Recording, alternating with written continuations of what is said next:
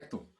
Bueno, pues bienvenidos a todos. Estamos muy emocionados de tocar por primera vez en estos webinars que organizamos sobre cómo se pueden llevar conceptos de aplicación de las ciencias del comportamiento a temas prácticos, ¿no? Vamos a tocar por primera vez el cómo se puede llevar estos temas a el diseño legal, ¿no? Para eso vamos a estar recibiendo hoy a Alejandra Infantes y a Carlos Rojas. Ellos dos trabajan en Baxel. Baxel es una empresa de consultoría legal, están en Lima, ¿no? Y ellos nos van a contar el día de hoy cómo es que se pueden llevar a la práctica principios de las ciencias del comportamiento al diseño legal. Probablemente si han estado en alguno de los otros webinars que tenemos, se han dado cuenta que nunca hemos tocado este tema, a pesar de que algunas de las personas a las que nos referimos y que han, digamos, dictado partes fundamentales de la teoría de comportamiento vienen del campo de las leyes, ¿no? Entonces, justamente creo que va a ser una plática muy bonita, muy interesante. Entonces, bueno, pues sin más, Carlos, Ale, por favor, cuéntenos un poquito más de el tema, ¿no? De cómo se va a ver aplicado esto al diseño legal, por favor. Genial, gracias Emiliano y Diana por la invitación. Mi nombre es Alejandra Infantes, como ya les había contado, y me acompaña Carlos. Nosotros estamos a cargo del grupo de Behavioral Legal Design en Baxel. Y para empezar esta charla les quiero enseñar esta manzana. Aquí tenemos una manzana que tiene un sticker. Si quisiéramos comerla, tendríamos que meter la uña, y para mí es un problema porque también tengo las uñas pequeñas, forcejear un poco con el sticker y tampoco saldría como muy rápido, y después de un rato podríamos lograrlo. Este sticker estuvo en la manzana para cumplir una función. Por ejemplo, en algunos países sirve para pasarla por la caja registradora mucho más rápido. Aquí en Perú lo usamos como para determinar el origen de la manzana. Esto pasa cuando comemos la primera manzana con el sticker. A la manzana número, la manzana número 10 nos sigue molestando el sticker, pero ya no tanto. Y en la manzana número 100 nos olvidamos que está ahí el sticker. Es como la última vez que comimos una manzana, nos preguntamos si tenía o no sticker y si es que lo sacamos o no. ¿Por qué sucede esto? Por la habituación. ¿Qué es la habituación? Básicamente, valga la redundancia, es habituarse a una situación. Y cuando nos habituamos a un contexto, a un elemento, a veces perdemos de vista si es que este elemento está bien diseñado o no. En este caso, el sticker, si bien cumple una función, también como usuarios nos hace más largo el proceso de poder comer la manzana. Lo mismo sucede en el derecho. Cuando yo fui practicante, la primera vez que tuve que presentar un escrito en el Poder Judicial, tomé paso a paso qué es lo que tenía que hacer. Y así me sucedió como las primeras 10 veces que verificaba en mi listado si todo estaba completo. Y a los meses ya lo hacía como a los ojos cerrados, porque automaticé el proceso para poder aprender nuevas cosas, y es muy normal. Pero, ¿qué pasa? A veces, a nivel legal, hemos automatizado algunos errores del proceso. Entonces, cuando somos practicantes, algunas cosas nos molestan, y cuando ya somos litigantes y estamos varios años en el tema, consideramos que esos errores del diseño son normales y son parte de. Pero un diseñador legal tiene que ver más allá de, y de eso se trata el Behavioral Legal Design. Básicamente, de saber que en el medio de un proceso está el derecho, pero es importante complementar este saber jurídico desde otras perspectivas. Nosotros lo complementamos desde la conducta, el componente behavioral, y desde el diseño, el componente design. ¿Por qué? Porque los elementos legales también tienen elementos extralegales, sobre todo la conducta. No podemos comprender una normativa sin saber que detrás de ella hay una conducta. No podemos ver un proceso legal sin aceptar que detrás de ese proceso legal hay un humano que, más allá de lo que dice la teoría económica, es totalmente irracional, y que posiblemente algunos factores extralegales van a impactar en la forma en cómo va a decidir. Por ejemplo, un juez. Desde la economía del comportamiento, vamos a tener este marco descriptivo que va a explicar la forma en cómo se toman las decisiones. Ya es un trasfondo psicológico, de experimentos psicológicos, que va a sustentar por qué una decisión se toma de una forma y no de otra. Y desde el lado del legal design, vamos a complementar nuestra tarea legal comprendiendo que el derecho también es un servicio y que permite que la justicia sea más accesible a los demás y los productos legales usables, útiles y participativos. De cierta forma, mejora el acceso a la justicia. Y esto es Behavioral Legal Design. Comprender el marco psicológico y las herramientas de diseño. Ahora vamos a ver algunos ejemplos de cómo esto también se puede aplicar tanto al derecho como a las políticas públicas. Para comprender su aplicación en el derecho, les quiero contar este ejemplo que nos comparte Dan Ariely, que yo sé que si están aquí es que son fanáticos de la economía del comportamiento, entonces definitivamente lo deben conocer. Él tiene un libro que se llama ¿Por qué nos mentimos y en especial a nosotros mismos? Entonces, él hizo un experimento con una empresa de seguros de automóviles. Y lo que hizo es que la empresa necesitaba que sus clientes indiquen cuántos kilómetros habían recorrido, porque de esto iba a depender la prima que se iba a cobrar. A mayor kilometraje, mayor prima. Entonces, diseñaron dos tipos de formulario de declaración jurada. En un formulario se tenía en la parte superior una declaración que era: prometo que la información que doy es cierta, y al lado de la firma. En otro formulario, esta declaración y la firma iba al final del diseño. ¿Qué diferencia hubo? Las personas que llenaron la primera declaración jurada declararon en promedio mayor kilometraje que el otro grupo. Posiblemente el segundo grupo mintió más. ¿Por qué? Porque las personas que llenaron la primera declaración jurada partieron desde un marco de la promesa de decir la verdad. Esto tiene varios impactos a nivel legal y a nivel de cómo las empresas manejan los temas legales. Y para eso, Carlos nos va a contar un ejemplo de un caso que se está dando en Perú. Sale. Bueno, primero gracias por la invitación. No te quería cortar la presentación. Gracias, Emiliano, Diana. Yo soy abogado, Alejandra es psicóloga. Y sí, el ejemplo de Dan Ariely es bien interesante porque se ha ido implementando algunos productos en el sector seguros. De hecho, en el Perú hay varias aseguradoras que ofrecen el servicio de, en función a cuánto kilometraje recorres, el nivel de costo o el nivel del precio que tiene tu seguro, ¿no? Y eso es bien interesante porque a raíz de distintas resoluciones en temas, digamos, de discusión por protección al consumidor, se discutía sobre los límites que se tenían a los seguros. Y les pongo un ejemplo. A raíz de los aplicativos de taxi, muchas personas se dedican a dar ese servicio, pero no necesariamente tenían un registro como taxistas, como ocurre, por ejemplo, en países como Argentina, donde tienes que tener una concesión y tienes que pagar para ser taxista. Es como una suerte de autorización legal específica. Acá no, acá el servicio es abierto en algún sentido. ¿Por qué? Porque el aplicativo lo que hace es conectar al taxista finalmente con el usuario y no tiene que conseguir un permiso. La cuestión es que muchos compraban seguros, digamos, para vehículos particulares, pero en realidad hacían taxi. Entonces muchos empezaron a pasarse, digamos, en los kilometrajes que establecían las pólizas para los niveles de riesgo sobre los cuales se había calculado el uso del seguro.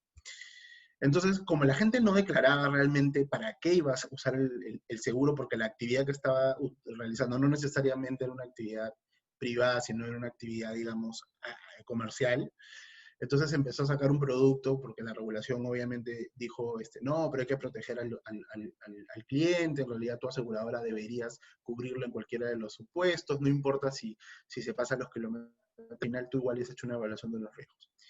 La cuestión es que el mercado, bueno, de alguna manera responde con productos nuevos y uno de esos productos efectivamente es un poco la lógica de lo que dice Ariely. Como la gente suele no declarar para lo cual va a utilizar, lo que ha hecho es dar un incentivo para aquellos que en realidad sí utilizan el vehículo en función a los kilómetros. Entonces, la frase creo que es, pagas menos por si recorres menos, ¿no? Y ese es un ejemplo aplicado con más o menos puntos calibrados de lo que dice Ariely, pero que quería compartírselo a todos. Gracias, Carlos. Entonces vamos hacia otro ejemplo. Aquí. Ya. Y otro tema en el diseño del comportamiento legal es comprender algunos sesgos o comprender nuestra ergonomía cognitiva. Y es súper curioso porque nosotros, por naturaleza, somos seres sociales.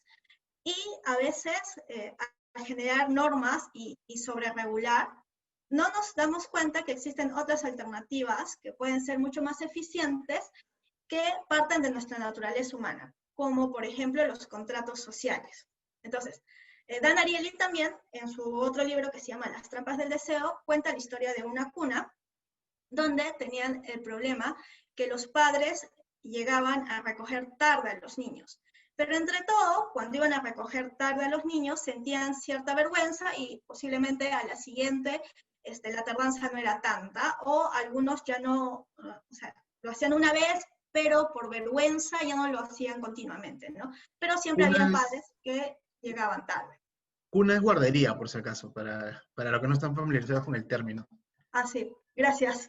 Gracias por ayudarme con la traducción. Bueno, entonces el colegio tuvo la gran idea de, bueno, hay que imponerles una multa de dinero para que les duele el bolsillo y así puedan recoger a los niños más temprano. Pero ¿qué pasó? Obtuvieron los resultados contrarios, porque lo que sucedió es que los padres sintieron que de cierta forma estaban pagando por su tardanza. Entonces los padres empezaron a llegar más tarde y si tenían que llegar mucho más tarde no les complicaba cómo aumentar el pago de la multa. Y entonces el colegio quiso, o sea, se dio cuenta que había cometido un error y quiso eliminar la multa, ¿no? Pero lo peor es que aquí los padres ya habían llegado como a un nivel de, o sea, su mindset había cambiado. Y a pesar de que eliminaron la multa, los padres seguían llegando tarde. Entonces, lo interesante en este ejemplo es que el contrato social, la promesa de llegar más temprano para evitar como la vergüenza, era mucho más efectiva que pagar la multa. Entonces, nosotros los abogados o los que trabajamos haciendo políticas públicas deberíamos tomar en cuenta estos pequeños elementos en el momento de diseñar las normas. Y un último ejemplo al respecto es el ejemplo de la capacitación de extensión agrícola que se dio en Uganda y Malawi. Este ejemplo lo pueden encontrar en Mind, Society and Behavior del Banco Mundial. Y bueno, ¿qué pasó? Uganda y Malawi querían que sus agricultores adopten nuevas tecnologías para sus tareas. Entonces desarrollaron varios programas de capacitación, pero los agricultores no estaban yendo. Y a pesar de tener a los mejores capacitadores. ¿Por qué? Porque los capacitadores eran personas ajenas a la tarea agrícola. Cuando estos gobiernos se dieron cuenta de este elemento, lo que hicieron fue disponer que estas capacitaciones sean dadas por otros agricultores que tal vez tuvieran conocimiento sobre estas nuevas tecnologías. Y de esta forma, quienes recibieron la capacitación empezaron a ir más, porque también consideraban que la fuente de información, a ser similar a ellos, a ser familiar, era más creíble y por lo tanto generaron una sincronización. Y esto también es un reflejo de nuestra identidad de animales sociales. Y de esta forma mejoraron el aprendizaje en Uganda y Malawi. Entonces, ahora vamos a hacer un pequeño ejercicio. Carlos les va a pasar por el chat un link y yo les voy a enseñar una imagen. Les voy a dar 15 segundos por reloj para que puedan ver la imagen. Ya vamos, 10, 5, 4, 3, 2, 1, 0. Ya, ahora entren al link que Carlos les envió. Y por favor llenen la pregunta. Si por algún motivo no pueden entrar al link, la pregunta es, ¿qué ven en la imagen? Descríbenla con bullets, muy sencillo, en el chat, un poco para que puedan describir lo que han visto. Sí, también pueden hacerlo por ahí. Entonces, pueden ir poniendo sus comentarios. Ya, por ejemplo, nos ponen en Mentimeter. Voy a dejar de compartir la pantalla para ponerles los resultados de... Oh, Diana, ¿me puedes? Dice la gente. Pero bueno, si no... Sí, o sea, creo que ahorita no puedo, pero les voy contando lo que van poniendo. Ponen un gato, una imagen trágica, un animal muerto, sangre, un coche, un gato, una ciudad, un perrito muerto, que es súper diferente a todo lo que pusieron, porque muchas otras personas ponen un gato, algunos dicen un animal, son más genéricos. Sangre. Hay personas que ven una manguera, un arbusto, una casa, hay personas que ven una casa. Después ponen, aquí hay alguien súper inteligente que dice, se genera la percepción de que el gato está muerto. Es abogado, seguro. No, mentira. O psicólogo, tal vez. Porque habla de percepción. Es probable. Perfecto. Entonces, bueno, estas son más o menos las respuestas en términos generales. Y ahora regresamos a la presentación. Esto es lo que vieron. En realidad vieron un gato, no vieron un perrito. Y no estaba muerto, solo estaba como durmiendo sobre una mancha de pintura. Vale, todavía no podemos ver la imagen. Ya, a ver, perdón. Pero ya tengo toda la impronta. Gracias. Necesito, creo que me habiliten... Ah, no, espérense, ya puedo. Perfecto. Sí. Pues esto es lo que estaban viendo, lo que les contaba. Un gatito. Un gato sobre manchas rojas, o sea, no estaba muerto, no era un perro. Y también dijeron por ahí que había una casa y que había una manguera. Ahora que lo volvemos a ver, creo que no hay ninguna casa y creo que tampoco hay una manguera. Entonces, pero la pregunta aquí es, ¿alguien que contestó mintió o no? Y esto es lo que pasa con los testigos. Cuando tenemos un tema legal, todos los testigos van a ver un hecho objetivo. Sin embargo, sus experiencias previas, sus modelos mentales de crianza, culturales, morales, van a hacer que perciban la realidad de forma diferente. Y un abogado, por ejemplo, debe tomar en cuenta estos elementos para poder preparar a sus testigos en el momento de presentar una declaración, ya sea a nivel judicial o a nivel arbitral. Y bueno, esta concepción sobre el derecho y el diseño y las ciencias del comportamiento no es algo que nosotros hemos inventado, en realidad es algo que se está dando en el mundo, es una nueva tendencia. En diferentes partes del mundo ya existe el tema de legal design. Por ejemplo, el Access to Justice Lab, que es de Stanford, pero está replicado en Colombia, Justice for Innovation, This is Legal Design, me parece que es en Brasil. También tenemos a diferentes profesoras en Brasil como Anna Holz, que también ve el tema de Legal Design, donde ya mete más temas de interacción con computadora. Entonces, básicamente, lo que se busca es crear productos desde el diseño complementados con el derecho para que la justicia sea más accesible para los demás, ¿no? Por ejemplo, aquí tenemos dos proyectos, que es Wise Messenger y otro que es Court Messaging Project.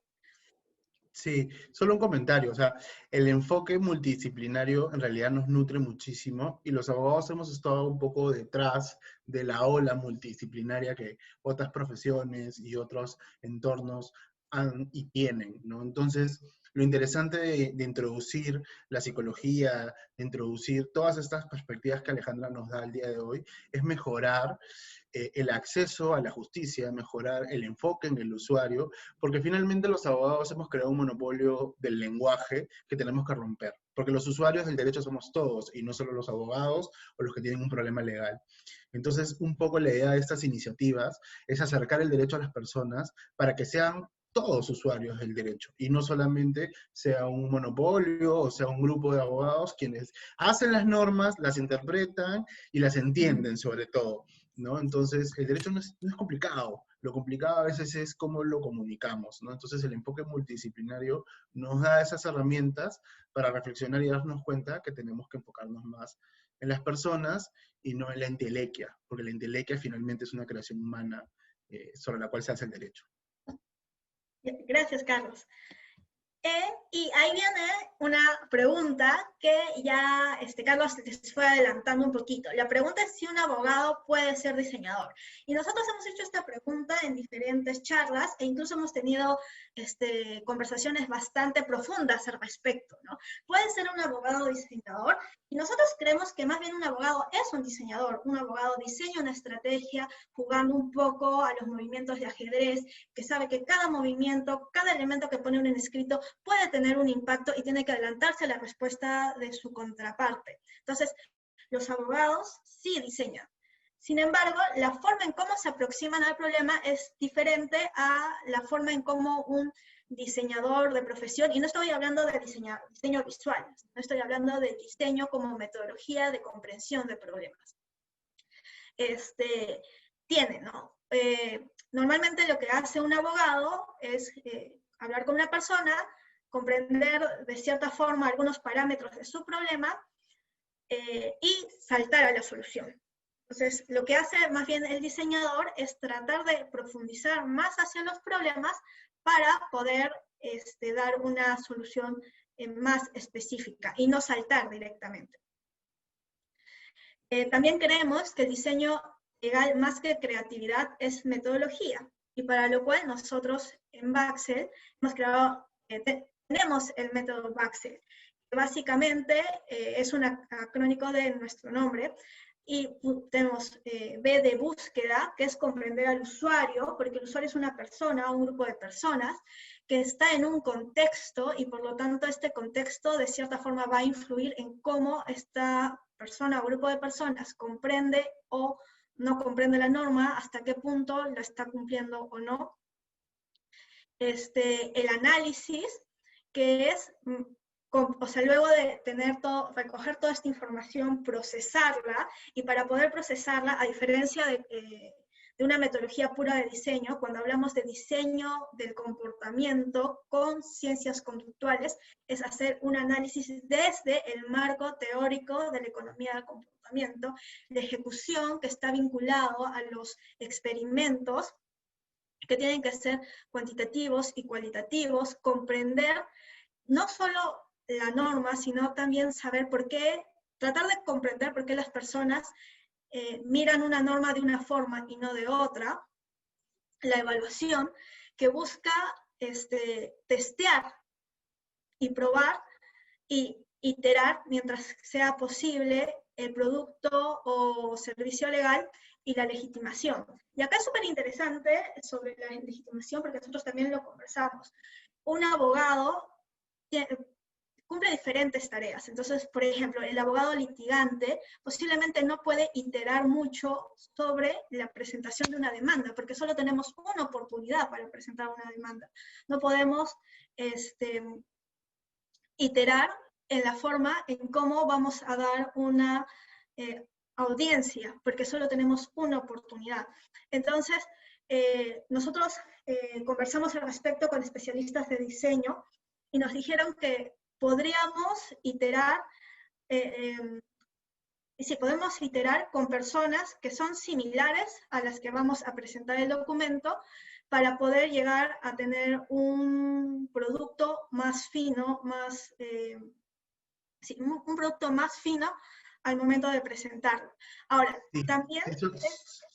y ahí solamente una precisión, ¿no? Por Sí, eso existen tantos moods o mood court, como le dicen, que son realmente ejercicios donde los estudiantes simulan, ¿no es cierto?, por ejemplo, que están litigando en un arbitraje, en distintas materias, en competencia, en distintos temas, y lo que hacen es, y hacen torneos internacionales, donde hacen todo el proceso de lo que fue un litigio, y van iterando, y van viendo cuál es la forma más persuasiva, cuál es la mejor forma de presentar un testigo, cuál es la mejor forma de escribir, de contar una historia, al momento de pararte frente a un tribunal. Entonces, todo el tiempo están haciendo ese ejercicio y enfocarnos en ese tipo de, digamos, de metodologías nos permiten no solamente entrenar como abogados para mejorar la experiencia del usuario, sino también nos permiten encontrar precisamente esas formas, esos modelos que finalmente sean mucho más empáticos con el que no necesariamente sabe derecho. Y esa es parte de la legitimación, ¿no es cierto? Entonces, no tenerle miedo al error, porque muchas veces, si dices, en el derecho no hay una respuesta única, ¿no? Pero muchas veces el abogado, por no tomar una decisión con su cliente, por no comprarse una estrategia comercial, simplemente le dice las cosas que no puede hacer, pero no le da una solución comercial, pero no se compra el negocio y no se sube al problema, y es visto más como un costo, como un problema, como una piedra en la relación comercial, y no como alguien que realmente entiende lo que está pasando. Entonces, este tipo de procedimientos, este tipo de metodologías, nos permiten zambullirnos precisamente en la necesidad comercial de la empresa, en entender la finalidad de las cosas, en medir mejor los riesgos, en dar soluciones y no simplemente negativas, ¿no? Entonces, nos abre un poco la mente, nos hace hablar en un lenguaje más universal y al mismo tiempo nos permite hacer un trabajo preventivo y no solo ser bomberos, porque acá hay mucho del abogado bombero. Cuando ya está el problema, llaman al abogado, ¿no? Cuando ya van a firmar, uy, no, pero ya lo revisó legal, y en realidad esto tiene que ser preventivo, tiene que darse de manera dinámica. Entonces, la metodología lo que busca es eso. En realidad no estamos inventando la pólvora, esto ya existe, existen un montón de formas de trabajar, todos los task management y están enfocados en estas metodologías, pero lo que hay que hacer es llevar a los abogados y traerlos, gracias a la psicóloga como Alejandra, a este tipo de ejercicios que nos permitan conectar realmente con las necesidades de la gente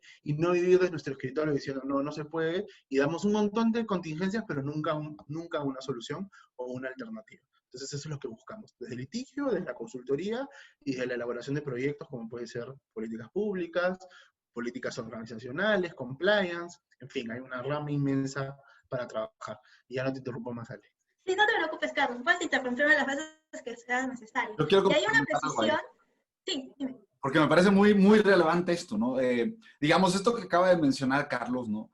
Me parece que es, digamos, ahorita ustedes lo cuentan como algo muy importante dentro del ámbito legal, ¿no? Pero me parece que es algo que surge cuando empiezas a integrar esta visión de comportamiento. Una de las cosas que, por ejemplo, yo platico mucho con los diseñadores, les digo, mira, es que si tú empiezas a integrar esta perspectiva de la psicología, lo que vas a darte cuenta es que tienes que extender tus responsabilidades, ¿no? Es decir, ya no solamente te preocupas de tu producto como tal, sino te preocupas de los elementos que rodean a la problemática con la que va a utilizar la persona ese producto, ¿no? Entonces, es decir, creo que me parece muy, muy atractivo esto porque al final me parece que es lo que agrega el integrar esta visión de comportamiento de la persona a la disciplina en la que se agregue, ¿no? Porque les digo, creo que lo mismo sucede en el lado económico. Ya no solamente te preocupa, como en otras cosas, la optimización y la decisión en el momento, sino extiendes tus responsabilidades a lo que implica el comportamiento de la persona, que es algo, pues, bastante, bastante horizontal, ¿no? Entonces yo creo que me parece muy, muy atractivo que lo vean de esa manera, ¿no? Sí, y Entender la conducta es importantísima porque acá se quiere regular a través de la norma cosas que la norma ni siquiera entiende, ¿no? Hemos tenido con la pandemia una lluvia de normas en el Perú y, bueno, pueden escuchar en el podcast que tenemos en Baxel en Spotify que se llama Empática, donde tratamos esos temas. Y precisamente lo que tú dices es bien importante, ¿no? Estudiar el comportamiento. Ahorita, por ejemplo, en Perú estamos viviendo una campaña del Estado para meter miedo sobre el tema del coronavirus, pero no han utilizado esta metodología, precisamente. No han iterado, no han examinado, y han sacado una norma, han sacado una política pública, han sacado una campaña, sin utilizar esto, y han gastado un montón de dinero sin pensar en el usuario o sin pensar en metodologías que realmente conecten con lo que se está buscando, ¿no?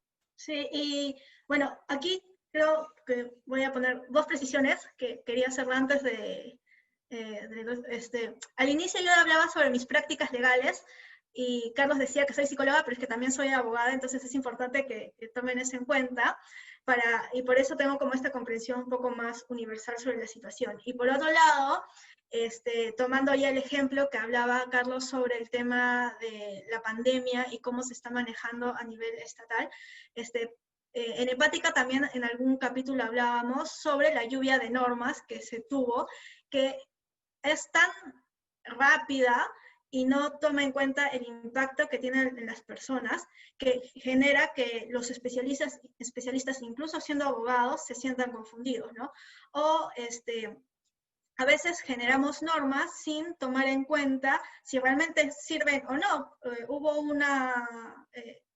Nosotros aquí en el Perú, me parece que tuvimos un día una norma en que obligaba que usemos guantes para todos, y la norma duró un día porque se dieron cuenta que era muy, muy costosa, que no iba a haber guantes para toda la población, que generaba un impacto negativo en el medio ambiente. Entonces, lo interesante de estas metodologías que extienden la comprensión legal o la comprensión normativa es ver el contexto donde se está dando la norma. Y aquí viene otro elemento importante. Cuando nosotros hablamos de economía del comportamiento, tenemos diferentes metodologías. Está el BIMAP, está el IS, o está el mismo modelo CRATE del IMEC. Y ahora ustedes se preguntarán, ¿y dónde encaja todo esto? ¿O se puede usar todas? ¿Se debe usar una? Algo que he aprendido a lo largo de mi experiencia es que cada metodología se adapta a una necesidad específica. Y esta metodología debería ir a lo largo de mi experimentación, a lo largo del análisis de la información que yo tengo. Y también debe acompañar el objetivo que quiero lograr con el producto o servicio legal que esté dando. Por ejemplo, en lo que es programas de cumplimiento o compliance, nosotros, por ejemplo, en temas de competencia, ¿no? Queremos que los agentes de temas comerciales cumplan más la norma de competencia, pero estamos comprendiendo qué ellos ven por competencia, comprendemos cuáles son sus bloqueos que no permiten que cumplan la ley de competencia o no. Nos hemos preguntado qué motivaría a las personas para cumplir la norma y qué está motivando para que no la cumplan, y tal vez ellos, otra pregunta interesante es, ¿ellos saben que no están cumpliendo la norma o simplemente están siendo comerciales en su labor? Porque básicamente lo que ellos quieren es generar mayor venta. Entonces, a veces por querer generar mayor venta no miden los riesgos a nivel legal. Entonces, es nuestra tarea comprender todos estos elementos humanos que están en las personas a las que les entregamos los productos o servicios legales para poder diseñar productos que sean más eficientes y finalmente usables. Y para eso es importante que los abogados nos abramos a trabajar con otras disciplinas para tener un enfoque multidisciplinario y de cierta forma tener una visión más completa. Por ejemplo, en Baxel tenemos abogados, psicólogos y abogados, y también tenemos un diseñador industrial, porque sí es importante salir del chip de que solo los abogados tienen el know-how sobre el derecho, porque sí en realidad lo tienen, pero su servicio se aterriza de diferentes formas, y por lo tanto es importante trabajar de la mano con otras ciencias. Y para esto les queremos contar un caso que nosotros tuvimos en Baxel. Teníamos un cliente que nos había pedido que diseñemos un un reglamento de seguridad.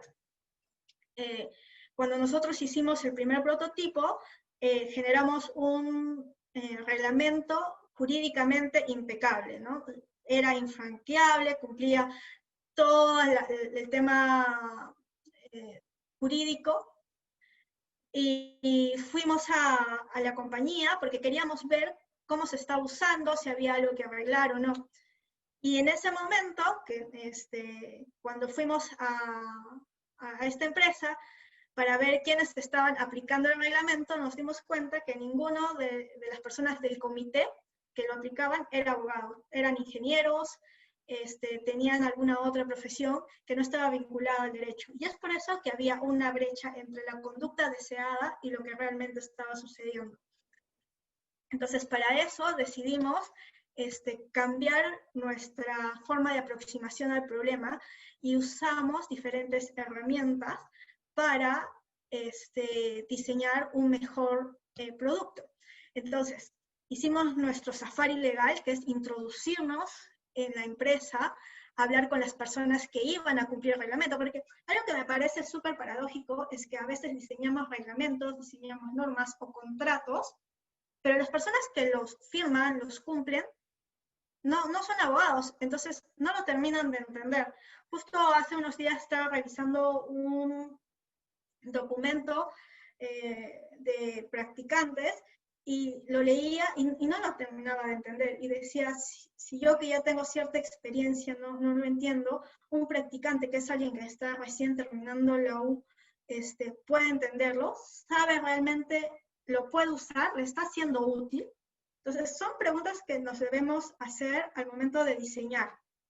Bueno, nosotras, regresando a nuestro caso, lo que hicimos fue hacer user journeys, que son estas bitácoras de usuarios, o diarios de usuarios.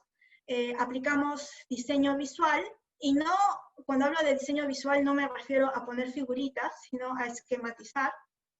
Hicimos entrevistas personales, no solo a las personas que tomaban las decisiones, sino a las personas que estaban alrededor de esta toma de decisión, por ejemplo, las secretarias, que a veces son las personas que están más metidas en el día a día y conocen más sobre el problema. Y también hicimos observación presencial sobre la sesión del órgano resolutivo, ¿no? Y ahí comprendimos que sí había una brecha entre lo que decía el reglamento jurídicamente perfecto y lo que sucedía en la realidad.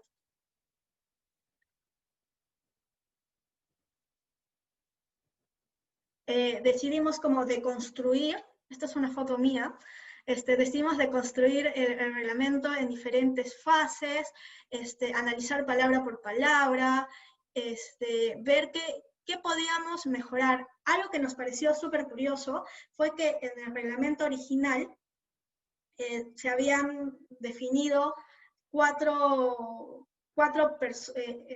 usuarios. Pero cuando hicimos toda la investigación metidos en la empresa, nos dimos cuenta que en realidad no habían 4 usuarios, sino habían 5 usuarios. Y este último 5.º usuario no estaba reglamentado, y eso significaba un riesgo. Pero eso no lo hubiéramos descubierto si es que no hubiéramos entrado a la empresa, si es que no hubiéramos preguntado, si es que no hubiéramos conocido.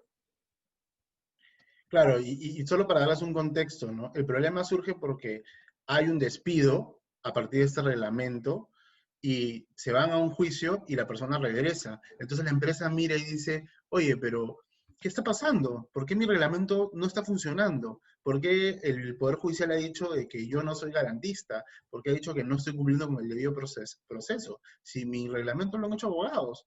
Pero claro, no habían hecho este safari, no habían entendido que los usuarios que resolvían los problemas laborales no eran abogados, sino eran ingenieros porque era un tema de seguridad. Entonces, lo que hizo Alejandra con el equipo fue deconstruir, entender, ¿no es cierto?, ingresar al problema, comprenderlo para proponer algo. Entonces, no solo se trata de cambiar frases, no solo se trata de redactar de nuevo, se trata de ver que en la práctica cómo funcionan las cosas. Y así, con esa iteración, se pudo lograr un producto que no solo sea usable, entendible, sino que sea garantista finalmente para no tener problemas de luego reposiciones indebidas o despidos arbitrarios. Claro.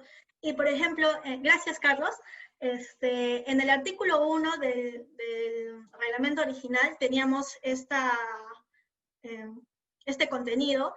Se los voy a leer rápidamente, ¿no? El presente reglamento tiene por finalidad establecer las normas procedimentales específicas, la tipología de infracciones y los criterios para la determinación de las sanciones, especificando las conductas constitutivas de infracción que se encuentren en oposición a documentos, procedimientos y normas de operación y mantenimiento de X, el nombre de la empresa, y las regulaciones técnicas aplicables a la directiva, documentos circulares establecidas por la X, que es el órgano estatal que ve el tema de esta empresa, de las tareas de esta empresa, los instrumentos internacionales vigentes, porque además es una empresa internacional, y los usos y costumbres de la actividad que rigen las actividades de operación con la finalidad de mejorar el sistema de gestión de seguridad operacional. Entonces, en verdad, o sea, incluso para los abogados es un poco enredado, y no es porque yo lo haya querido leer mal a propósito, para enredarlos más.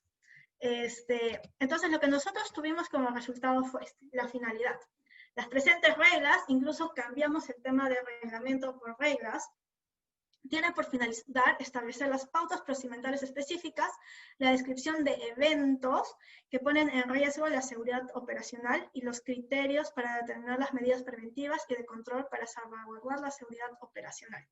Entonces, como decía Carlos, y lo vuelvo a citar, el tema no fue reducir texto, no fue usar palabras más bonitas, sino ser más contundentes y poder reflejar de forma eficiente lo que queríamos transmitir a nivel comunicacional. Y para nosotros, básicamente, tomamos esta imagen hay un documental en Netflix que se llama Abstract, y lo tomamos del capítulo de bioarquitectura. Y básicamente lo que ellos dicen es que hay un círculo virtuoso donde la ciencia informa al derecho para generar una utilidad mediante el diseño, tomando en cuenta los factores humanos. Y en este caso, el derecho está muy vinculado a la conducta. Entonces es importante tomarla en cuenta en el momento en que generamos estrategias legales. No. Y bueno, y aquí vemos cómo se va cerrando el círculo. Y cuando hablamos de ciencia, es muy importante tomar en cuenta el método científico, no saltar a presuposiciones, sino más bien buscar evidencia que sustente nuestra posición cuando creamos derecho, diseñamos, y como siempre tomar en cuenta que esta norma va a impactar en la conducta. La norma nace de la conducta e impacta en ella. Entonces, siempre no podemos dejar de tomarla en cuenta. Sí, este documental o esta serie Abstract es súper interesante porque habla de, digamos, la visión de muchos diseñadores y nos ha inspirado muchísimo para entender un poco cómo desde la multidisciplinaridad podemos crear y podemos mejorar lo que hacemos en nuestro día a día. Y como dice Alejandra, nosotros como abogados o como el derecho regulamos conductas, pero el problema es la predictibilidad. Entendemos cómo va a actuar el ser humano en función a esta prohibición o a este derecho o a estas reglas de paso a paso de cómo debe actuar. Entonces, como no conocemos, porque no podemos predecir, lo que hace la economía del comportamiento precisamente es darnos esos elementos para entender los sesgos, para entender el contexto, y con esas herramientas crear, ¿no es cierto?, reglas que realmente atiendan al usuario y sean predecibles en función a las conductas que hemos estudiado. Y así pues no sacar reglas que nadie cumple, que nadie quiere hacer, o que finalmente están simplemente en el papel y que no sirven para nada. Claro, o sea, y es súper importante tomar en cuenta aquí que a veces creemos que la solución a un problema social es regular o sobreregular, pero no estamos tomando en cuenta que hay elementos extralegales, extranormativos que están afectando la percepción de esa norma. Por ejemplo, el caso de los vidrios rotos, ¿no? Cuando vemos o sea, se han hecho muchos experimentos donde se ha buscado mejorar el tema de la seguridad, de la percepción de la seguridad pública. Me refiero a el hecho del temor de ser robados o qué tanto roban a una persona. Entonces, los lugares donde hay como un espacio físico más descuidado, hace pensar que es un lugar donde se puede delinquir. Y cuando se han intervenido en estos espacios físicos descuidados y se los ha pintado, se ha hecho mucho más bonito, se ha reducido el número de delincuencia. ¿Por qué? Porque ya percibimos ese lugar como algo diferente, que tenemos que cuidar y no más bien como algo que ya está descuidado. Y lo mismo pasa con la corrupción. Cuando hacemos reglas difíciles, confusas, solo para abogados, procesos engorrosos, burocráticos, y creamos este espacio feo, permitimos que la corrupción sea el vehículo simple, ¿no es cierto?, para pasarnos sobre esto. Y a veces se construye precisamente para ayudar a la corrupción, porque es lo que requiere, ¿no es cierto?, los corruptos, de reglas complejas para que ellos, por lo bajo, ¿no es cierto?, ejecuten sus actos, ¿no? Entonces, eso es un poco lo que hay que desenmarañar, así como la teoría de los globos rotos se aplica para el tema de seguridad, el diseño legal se aplica también para, por ejemplo, atacar la corrupción, ¿no? Con mayor transparencia, con mayor predictibilidad, con mejor diseño para que el que no sabe derecho realmente lo entienda y que no sea solamente de los abogados. Y de los abogados que lamentablemente tienen una imagen de corruptos, pero que también queremos cambiar con este tipo de interacciones, con este tipo de multidisciplinaridad. Creo que con eso... Ya vamos hacia el final y básicamente solo les queríamos dejar esta reflexión. El Behavioral Legal Design no es hacer cosas extraordinarias, sino hacer extraordinariamente nuestro trabajo ordinario. Y es eso, gracias. No, muchas gracias a ti, Ale, Carlos. La verdad es que es un tema que a mí me parece súper, súper relevante y, digamos, es una visión que, pues, quizás para muchos que estamos ahorita escuchándolo es lógico, ¿no? Dices, bueno, pues es que así es como debería de ser, ¿no? Pero, pues, al final del día, esta visión del comportamiento de las personas, lamentablemente, es algo que apenas se está empezando como a reintegrar, ¿no? Y creo que, digamos, la visión que ustedes nos dan me parece excelente, ¿no? Yo, por ejemplo, tenía muy claro este lado más bien como defensor, ¿no? Regulador de y cuidando a la persona, pero toda esta parte del diseño del servicio me parece también fenomenal, ¿no? Porque al final del día, eso es uno de los grandes problemas, incluso aquí en los comentarios se mencionó varias veces, ¿no? La de complejidad tal vez que ve la persona que está fuera de las leyes a lo que es ese tema, ¿no? Yo a veces lo pienso como ir al mecánico, ¿no? Eso es una cosa donde, pues me van a decir cosas que de las que yo no tengo idea, ¿no? Entonces, me parece que también es muy relevante el ver esto, cómo lo están viendo, ¿no? No solamente el tomar los elementos de comportamiento para venderle más a las personas, para hacer, o sea, al final del día, como lo dicen, es construir un sistema, bueno, más bien en este caso un servicio, ¿no? Que considera completamente la necesidad de la persona y entonces, no solamente eso, sino también considera cómo cómo se comporta y cómo percibe la información y toma decisiones, ¿no? Entonces, yo creo que es un tema súper relevante. La verdad es que, les digo, es la primera vez que tocamos el tema, ¿no? Pero yo creo que es, digamos, un tema que tiene que permearse sí o sí, ¿no? Claro, y pensemos desde cómo pago mis tributos, cómo compro una casa, cómo hago una transacción. O sea, en realidad, en el día a día siempre hay algo que tiene un impacto legal, ¿no? Pero como que le tenemos cierto miedo, si le tenemos cierto, como que lo desconocido siempre nos genera eso, ¿no? Y en realidad, más que un entender desde el suspenso, es un entender desde, ok, pero ¿qué tan difícil puede ser? ¿Qué tan complicado puede ser? ¿Es necesario tener una regla de este tipo? Y las reglas a veces se hacen pensando en el deber ser de los que están sentados haciéndolas, pero no necesariamente están tomando para quién debo hacer la regla y si el que la está haciendo realmente la hace suya, ¿no? Y eso pasa, por ejemplo, mucho con el UX, ¿no? Por ejemplo, hoy día fuimos con Alejandra a un supermercado para comprar una manzana y hicimos el autopago, ¿no es cierto? Y nos dimos cuenta que la caja estaba diseñada de una manera que no necesariamente te permitía por ejemplo, comprar la manzana de manera unitaria, ¿no? Tenías que sacar un código, ¿no? Y era un proceso engorroso que mejor era hacer la cola para pagarlo con la cajera, ¿no?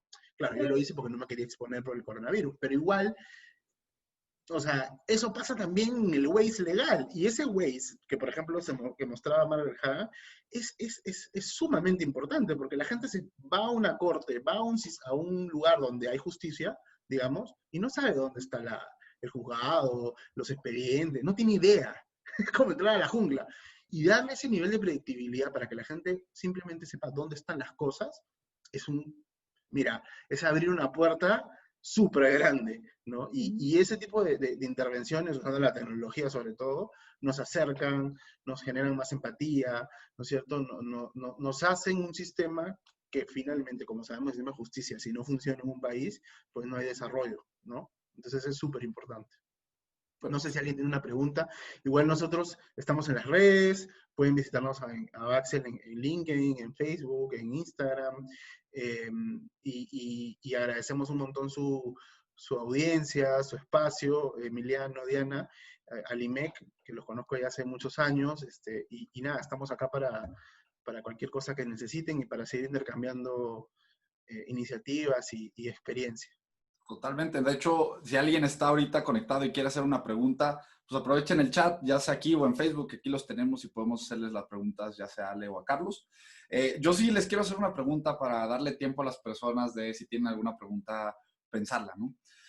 Dentro del trabajo que ustedes hacen, es decir, obviamente ahorita platicamos de la importancia de esto, pero también siempre que empiezas a implementar esto, tanto con las personas que no creen sobre esto como quienes ven el producto final, ¿han tenido algún reto? ¿Cuáles han sido los retos que más se han enfrentado? ¿No? Al final ustedes están nadando en un campo completamente, pues no explorado, por así decirlo. Alejandra, no sé si tú quieres comentar. Ya, sí, yo creo que uno de los mayores retos que yo he tenido es o sea, comunicar el hecho de que la tarea legal tiene factores extralegales. Y además, comunicar o explicar o hacerles hacer perceptible la idea de que estos factores extrahumanos, extralegales, pueden tener un impacto en la forma en cómo se decide. Y si los tomamos en cuenta, podemos mejorar nuestros resultados o incluso, sí, básicamente nos permite diseñar estrategias mucho más eficientes. Entonces, por un lado, creo que mi mayor reto es esta pared de dejar de monopolizar la tarea legal al abogado y hacerlo trabajar en un equipo multidisciplinario, que es bastante complejo, porque en todas las disciplinas, y no estoy hablando solo del derecho, todas las disciplinas manejan sus tecnicismos porque es importante, pero de cierta forma monopolizan la tarea. Entonces, sí, creo que trabajar multidisciplinariamente puede ser un reto.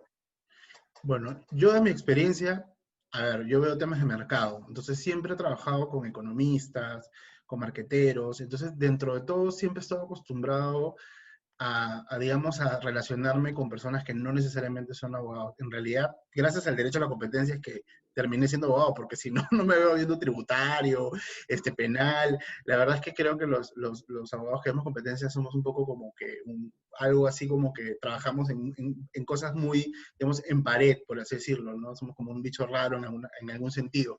Sin embargo, creo que el reto al que tú apuntas, Emiliano, es, claro, ¿cómo haces que algo que es tan tailor-made, ¿no?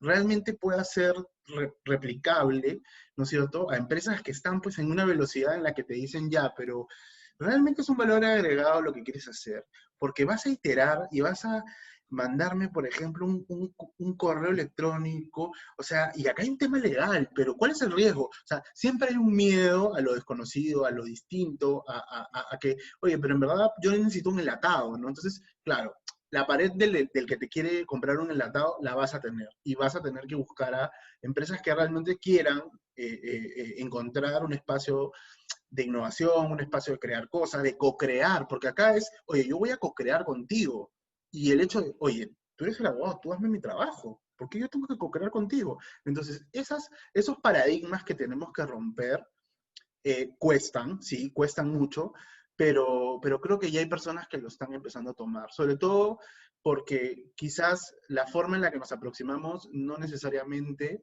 se da en un discurso, digamos, es en un discurso mucho más comercial, ¿no? Dándole data, dándole ejemplos, dándole, digamos, haciendo mucho trabajo de evangelización sobre los conceptos que están detrás, examinando más. Entonces, hay un valor agregado, sí, pero que cuesta mucho internalizar. Pero creemos que cuando ya el cliente ve los resultados, ve la experiencia del proceso, dice, vale la pena. Vale la pena porque realmente va a haber un impacto, porque realmente mi gente va a entender. Y ahora, por ejemplo, en una situación como la que estamos viviendo, el talento, la cultura organizacional es lo más importante si quieres destacar. Y nosotros digamos, como lectores del mercado, porque vemos competencia y arbitraje, nos damos cuenta, o sea, litigio y consultoría, nos damos cuenta que si tú aprovechas ese talento con mecanismos como este, que acercan más a las personas, a las cosas que son desconocidas, realmente empoderas a la empresa, empoderas sus procesos y generas eficiencia. O sea, yo esto lo aplico hasta para temas de protección de datos. Y Alejandra me acompaña y vamos, hacemos un viaje del dato y entendemos cómo captan, cómo gestionan y generamos eficiencias respecto a cómo ellos están haciendo las cosas, porque de repente el abogado más tradicional le dice, ya, ese es el checklist de lo que tienes que cumplir, y generan una serie de documentos que ni los usan o que ni los entienden, y en realidad al final ni siquiera están cubiertos por todo lo que deben estar. Entonces, estos procesos de Safari, estos procesos de co-creación, estos procesos de inmersión comercial, sí nos permiten darle un engranaje a lo que hacemos, pero sí cuesta bastante también. Súper. Oigan, tenemos un par de preguntas aquí en el chat. Sí. La primera la hace Oscar, que quien la vaya a responder la va a tener que leer. Tiene bastante cuerpito. Dice, buenas tardes, en el sistema de derecho de varios países, la interpretación de la norma es literal, por lo que es difícil modificar las leyes porque los supuestos de hecho deben estar redactados así, por lo que no es sencillo resumirlos reduciendo su texto o modificando su redacción, ya que eso puede ocasionar lagunas en las leyes que pueden ser aprovechadas por los que dice, va dirigidas las normas, ¿no? ¿Qué se puede hacer desde Behavioral Legal Design considerando que estudiando desde el comportamiento de la conducta hay quienes buscan aprovechar dichas lagunas? Que es un poquito similar a la pregunta de abajo, ¿no? Es decir, la de abajo dicen, ¿creen que hayan personas interesadas en que los usuarios no entiendan los procesos y servicios legales? A ver, en el tema de entender todas las posibilidades, porque claro, el abogado te entrenan para que tú te pongas en todos los escenarios, ¿ya? Que puede pasar esto, que puede pasar lo otro, y la norma, el supuesto hecho que va a regular una conducta en función de una norma jurídica, tiene que ponerse en la posibilidad de resolver, y por eso tienes reglas que tienen una lista inmensa de posibilidades, ¿no es cierto? Digamos, taxativamente enumeradas, ¿no? Hay una taxidermia de las opciones o de las conductas humanas, si pasa A, si pasa B, si pasa C. De hecho, los romanos, cuando crean el derecho, establecen una serie de reglas de si el fruto cayó en mi casa, si el hijo nació acá, o sea, un montón de reglas para la vida de todos los días, ¿no? Y había una lógica de poner reglas para todo, ¿no? Y eso es lo que se llama digamos, el civil law a partir de la regla. Y el common law, que es más de los anglosajones, es, oye, en función a la jurisprudencia, vamos a hacer las reglas. Y ponemos reglas generales para que todo el mundo la entienda, ¿no? Y es más en función a lo que pasa en la realidad y con demás más principistas. Bueno, evidentemente el behavioral lo que va a hacer es un poco comulgar ambas, ¿no? Es entender la conducta en la realidad, pero al mismo tiempo respetando los principios que inspiran un sistema legal. Porque de todas maneras, si en este país está prohibido, no sé, el aborto, está prohibido el consumo de algo, está prohibido tal cosa, tampoco es que vas a hacer, modelar sistemas que vayan en contra de eso. Por eso el diseño se adapta también a la base de lo que tienes, ¿no?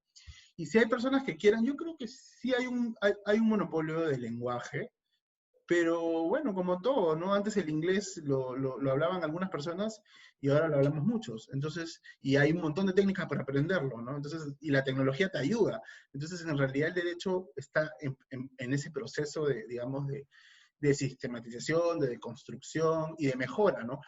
Pero eso no quiere decir de que tengamos que olvidar lo que aprendes en las escuelas de derecho. O sea, tampoco es así, ¿no? La lógica jurídica siempre hay que tenerla. Por eso los equipos se combinan, ¿no? Y tienes personas que ven la parte legal, tienes personas que ven la parte del diseño, tienes personas que entienden la conducta, ¿no es cierto? Tienes personas que analizan la data, en fin.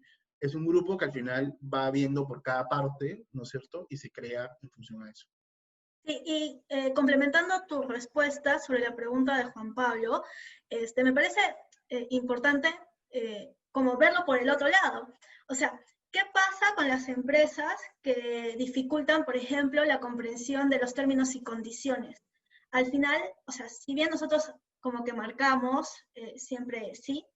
Si hay alguna contingencia, se rompe la confianza con la empresa.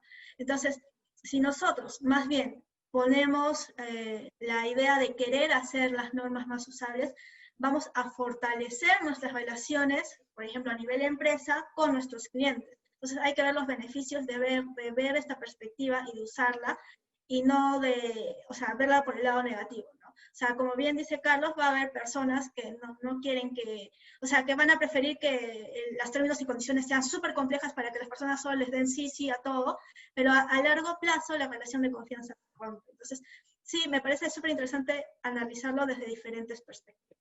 Y la competencia, o sea, el que cree en la competitividad y en la competencia, te permite eso. Porque una empresa más competitiva es una empresa más clara con sus usuarios. Y aquella empresa que usa Visual Contract, que hace UX, que finalmente co-crea con su usuario e incorpora las reglas legales a eso, va a ser elegida, porque hay más predictibilidad, porque va a solucionar mejor sus problemas. Mira lo que hizo Amazon con el tema, por ejemplo, de la solución de sus compras. Puso una regla para facilitar. Entonces, claro, o sea, si tú quieres ser competitivo, pues tienes que hacer eso, porque el usuario cada día entiende más. Y al entender más, el que pone cosas complejas, la competencia, bueno, salvo que estés en un mercado donde hay 2, 3 que nadie más puede entrar porque lo tienen tomado, pero para eso también hay reglas que la competencia utiliza para eliminar esa clase de situaciones. Monopolio. Abuso de posición, bueno, y todos esos temas anticompetitivos. Tenemos Bueno, otra pregunta de Daniel. Daniel dice, buenas noches, soy un estudiante de Derecho. ¿Qué autores me recomendarían para poder adentrarme en el campo? En la U hasta ahora no he escuchado el término legal design. Sí, yo personalmente te recomiendo que empieces por Margaret Hagan, que es como la base. Si entiendes portugués, te recomiendo totalmente que busques a Anna Holtz, que ella estudió Derecho y luego estudió una maestría en interacción hombre-máquina. Y creo que esas perspectivas son muy importantes, una a nivel de toda América y otra a nivel de Latinoamérica, que es Ana Paula Holtz. Además, creo que es súper importante que no veas el legal design como algo solo de derecho, sino más bien complementarlo con otros saberes. Entonces, por ejemplo, yo te recomiendo que busques libros de diseño. Creo que aquí tenemos un libro... No está acá. Pero también te recomiendo que leas libros sobre economía del comportamiento. Los de Dan Ariely son súper amigables y son aplicables a casos del día a día. Entonces, creo que esa podría ser tu base. No sé si... Mira todos los programas de IMEC, ellos han tocado todos los libros básicos de economía del comportamiento. O sea, ahí tienes un montón. Y en realidad ellos son los que nos hacen entender al comportamiento y eso al final lo vas a integrar. O sea, la integración es algo súper importante. Y yo creo que mientras más vayas entrando a eso y más te vayas siendo tú autodidacta, lo vas a poder incorporar. Y no tengas miedo como siempre dice Emiliano, tienes que ir a la cancha y hacer algo, ¿no? Él me contaba hace unos años que iba a un restaurante y le decía, oye, ¿cómo te mejoro tu carta? Porque no es intuitiva, porque la gente que viene, vamos a hacer algo, ¿no? Y hacer. Y haciendo cosas, es que, por ejemplo, todo el mundo dice, ¿qué estudio para hacer design thinking? No hay que estudiar, hay que hacer. O sea, ejecutar, prototipar, probar, ¿no? O sea, la ciencia es eso. No es lo que la teoría dice, se irá a cumplir, no. Entonces, muchas veces la crítica a este tipo de propuestas es porque el teórico dice, no, pero es que es muy complicado lo que tú estás, pero si no lo haces, ¿cómo vas a saber si funciona? Entonces, el diseño es eso, ir y hacer. Y si no lo hacemos, bueno, entonces nunca vamos a saber cuál podría ser la reacción de la conducta, ¿no? Y ojo, no todo lo que, por ejemplo, un match que funciona en un país va a funcionar en otro. Hay ciertas cosas que sí son biológicas y que son patrones, que pueden ser muy básicas y que pueden funcionar, pero no todo funciona de la misma manera en todos los lugares. Entonces, hagamos el esfuerzo de incorporar. Y creo que muchos organismos internacionales ya están introduciendo, ya somos una tendencia a la economía del comportamiento. De hecho, en el último informe sobre tendencias mundiales ya es una tendencia. Me hubiese encantado que en el 2008, cuando comencé a ver esto, me dijeran que ya éramos una tendencia y me decían, oye, tú estás hablando de cosas muy especulativas, ¿no? Pero ya es una realidad y en muchas empresas se hace behavioral design, se hace behavioral economics, se tiene mucha gente metida en esto, entonces ya no estamos en una moda, ya estamos en una realidad. Entonces eso es lo interesante de la aproximación que le podemos dar. Y para terminar con la pregunta de Daniel Camargo, yo te aconsejo sobre todo el capítulo del IMEC que analiza el libro de El diseño de las cosas de todos los días, de Donald Norman, que es como la guía básica de los diseñadores. Entonces, también tomar en cuenta. Miren, les voy a pasar un comentario que tenemos aquí en Facebook. Dice, considero que el diseño legal implica comprarte el proyecto comercial de tu cliente, es hacerlo tuyo. Genial, amigos de Baxel, su labor disruptiva nos inspira a muchos abogados. Gracias. Sí, quitar de la corbata. Sí, no, definitivamente es entrar al mundo de lo interdisciplinario, pero siempre con sustento, ¿no? Si no hay sustento, si no hay metodología, si no hay ciencia, por más creativos que podamos ser los abogados, por más procesos de ideación que podamos tener, de buenas estrategias, de lo que dijo el libro, ir con la receta, por más buenos comunicadores o como se dice acá, floreros podamos ser, si no tenemos un sustento científico, si no tenemos data, si no lo prototipamos, si no lo llevamos a la cancha, no va a ser algo replicable, no va a ser algo que realmente tu cliente diga, ah, mira, qué bacán. Y generalmente este tipo de cosas te generan una relación a largo plazo, porque ya hay una inversión tan fuerte, o sea, digamos, un costo tan alto al principio, que cuando ya entraste, ya luego las cosas empiezan a fluir de una manera mucho más dinámica.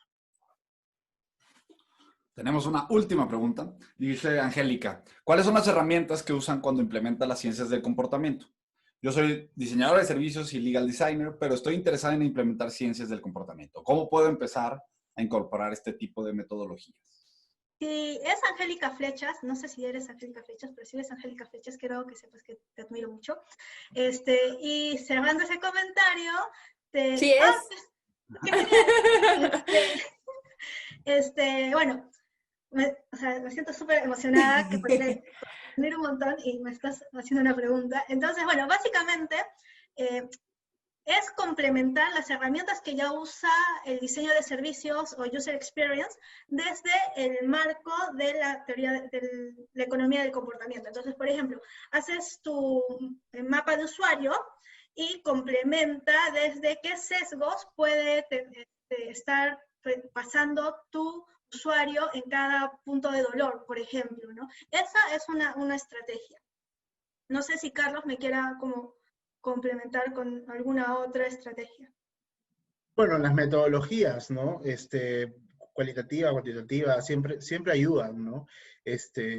Hacer encuestas, hacer triadas, entrevistas a profundidad, sistemas de autoexamen, digamos, hay muchas herramientas de investigación de mercado que funcionan. De hecho, varias empresas como Ipsos, como Datum, ya tienen incorporado el behavioral dentro de sus formas de aproximación y te pueden dar cierta data al momento de proponer, de proponer políticas o proponer cambios conductuales de compliance o ese tipo de cosas, ¿no? Sí. De hecho, en Perú ya hay algunos ejemplos, ¿no? Desde el Estado y desde el privado.